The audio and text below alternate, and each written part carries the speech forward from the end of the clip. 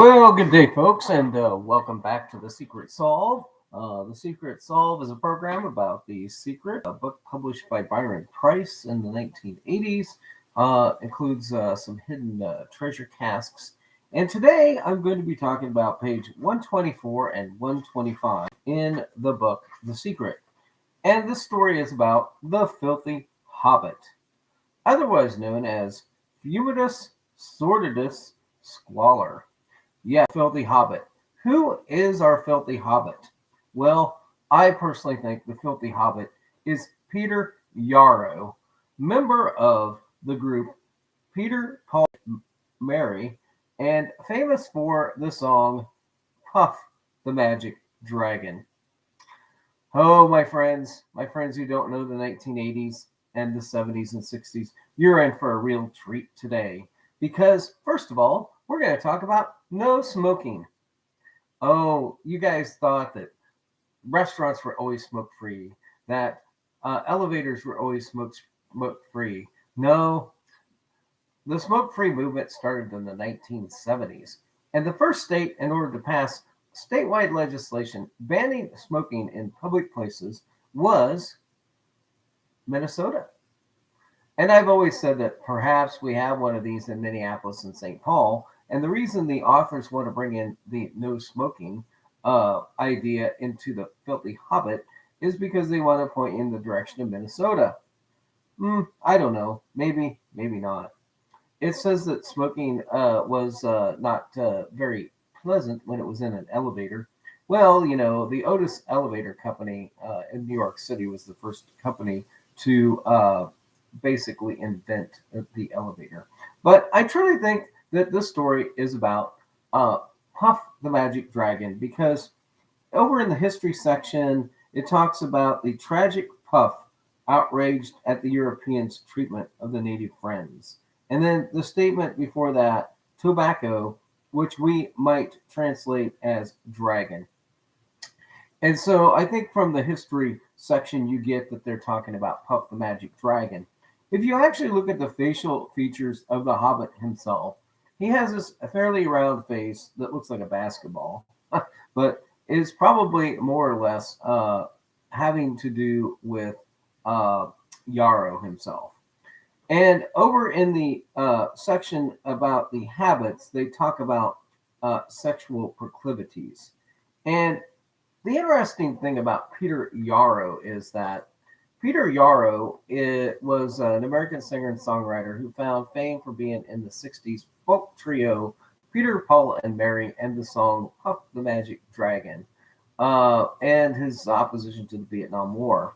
Yarrow was born in Manhattan, the son of Vera Weisbrod of Berdikoff and Bernard Yarrow. His parents were educated Ukrainian Jewish immigrants. Once again, Byron Price works in another Ukrainian Jewish immigrant. Uh, his family originally settled in Providence, Rhode Island. So Bernie Yarrow attended the Jagiellonian University in Poland and Odessa University in Odessa, Ukraine, before immigrating to the United States. You know, like I said, here we go. So he became a lawyer and had a private law practice in New York City. So he became his father, or he became Sullivan and Cromwell and the Dulles Brother law firm, and and he was a founding board member of the National Committee for a Free Europe, which this is why they talk about outraging the Europeans, an anti-communist organization. Okay, so then we talk about his mother, who basically was a teacher. So Yarrow went to music camp, and then he accepted a physics scholarship to Cornell University, but then he switched majors to psychology and eventually became a member of Peter, Paul, and Mary. Yarrow, interestingly enough, was uh, campaigning for 1968 presidential candidate Eugene McCarthy. Yarrow met McCarthy's niece Mary Beth McCarthy in Wisconsin.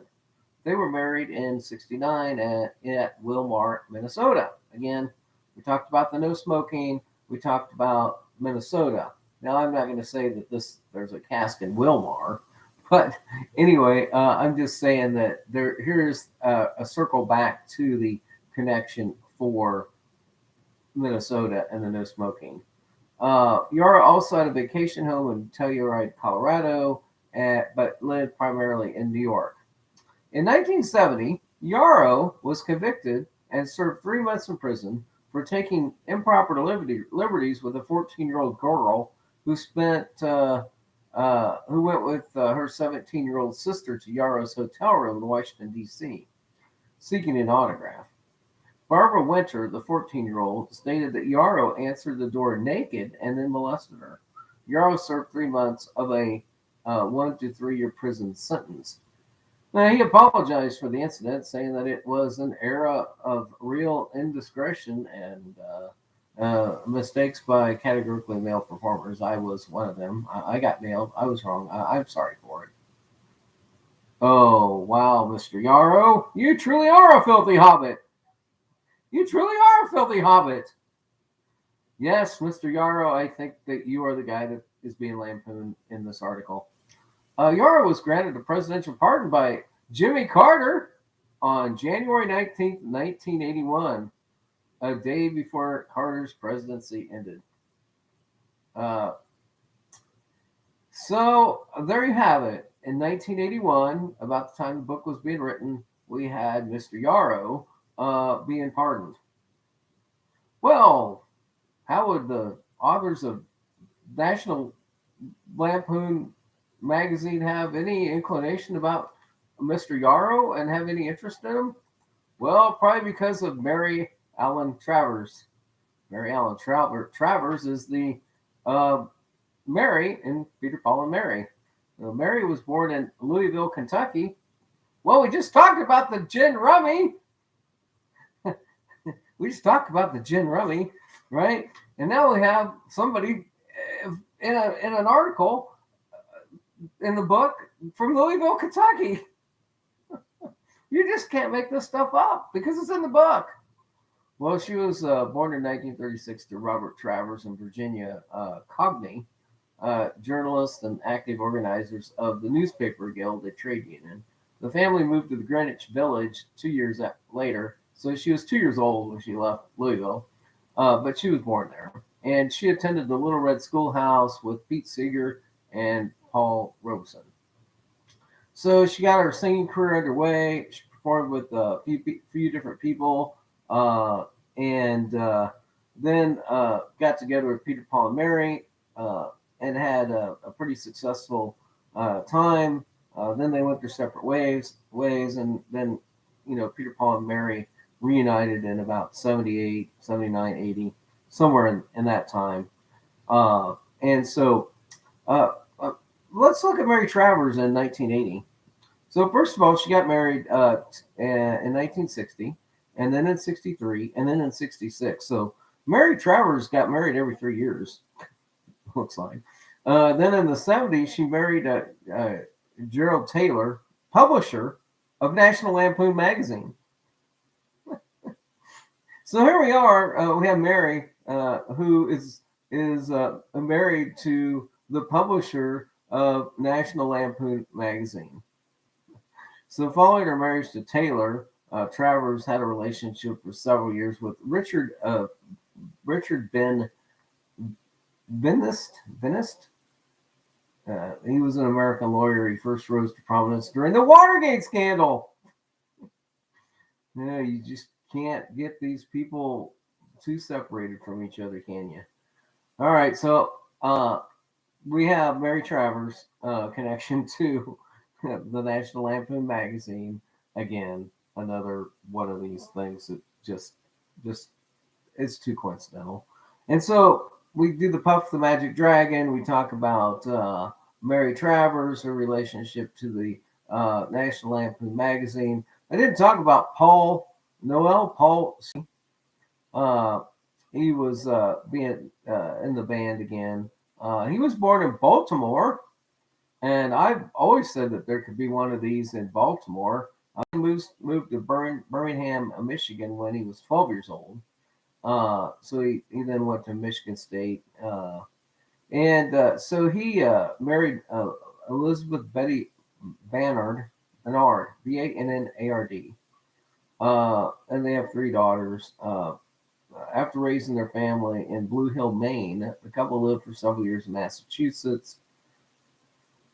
So I don't think much of this was really about Noel Paul Stuckey, other than the possibility that he was born in uh, Baltimore. If we're going for three different connections, but usually there's only like two of them in each of these stories, and I think the main one is Yarrow and his sex offense and pardoning. But if you want to go back and look at the Lenny Lipton, you can talk to him a little bit because he's actually the lyricist for the song "Puff the Magic Dragon." Uh, he was born in Brooklyn, New York. He met Yarrow at Cornell University. He was started out as an electrical engineering student. He was a mediocre.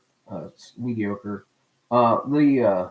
He was inspired by Ogden Nash's poem, "The Tale of Custard the Dragon," and that's how he basically got his inspiration for the song. And so I don't think he has much play other than the fact that he was in there. And then the Ogden Nash. Nash was born in Rye, New York. He wrote that poem. Um, I don't, other than his family living in Savannah, Georgia.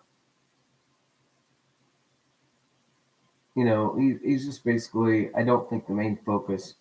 Uh, but he could be. I mean, he could be another filthy hobbit, I guess, if you will. Um, Nash died in Baltimore's John Hopkins Hospital in May of '71. So there's a guy born in Baltimore, and the author of the actual poem uh, died in Baltimore. Um, the Baltimore may just have to do with Lucille Ball or maybe Ed Balls, and so. But it is interesting. He died in Baltimore, New York.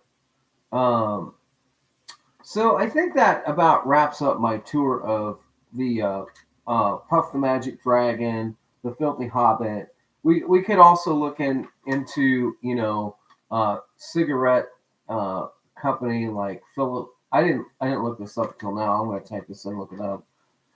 Philip Morris company history.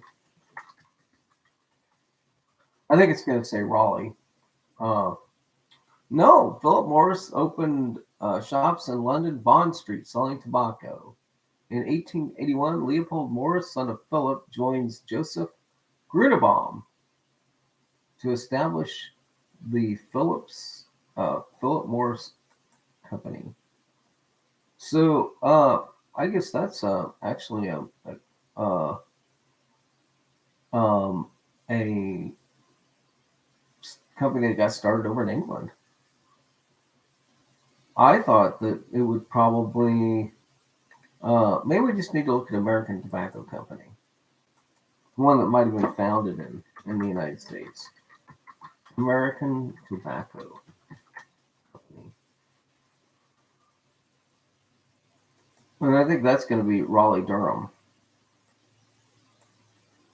American Tobacco Company was founded in 1890 by J.B. Duke through a merger between a number of U.S. tobacco manufacturers. Oh, this is where we get into all the good information about the Duke family.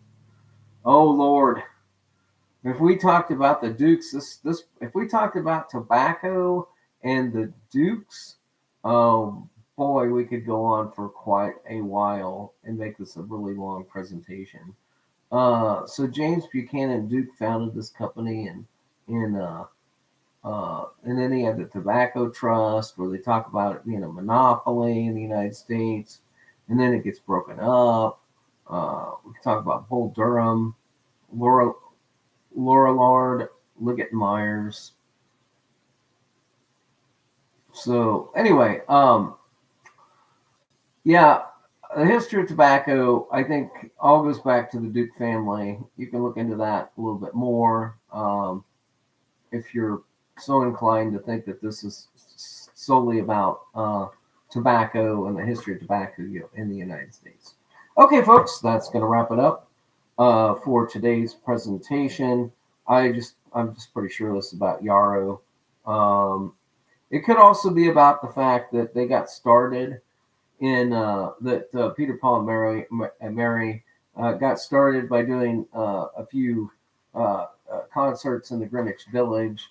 Was its first main performance. Although it did have a practice tour, I guess, in Boston and in Miami before they actually performed in the Greenwich Village. But if you like the Village, if you like the Village people, this one could help you a little bit there as well. All right, folks. Well, that's going to do it for this particular presentation. Thank everybody for joining me today, and I'll be back for another one of these wonderful presentations in a few minutes.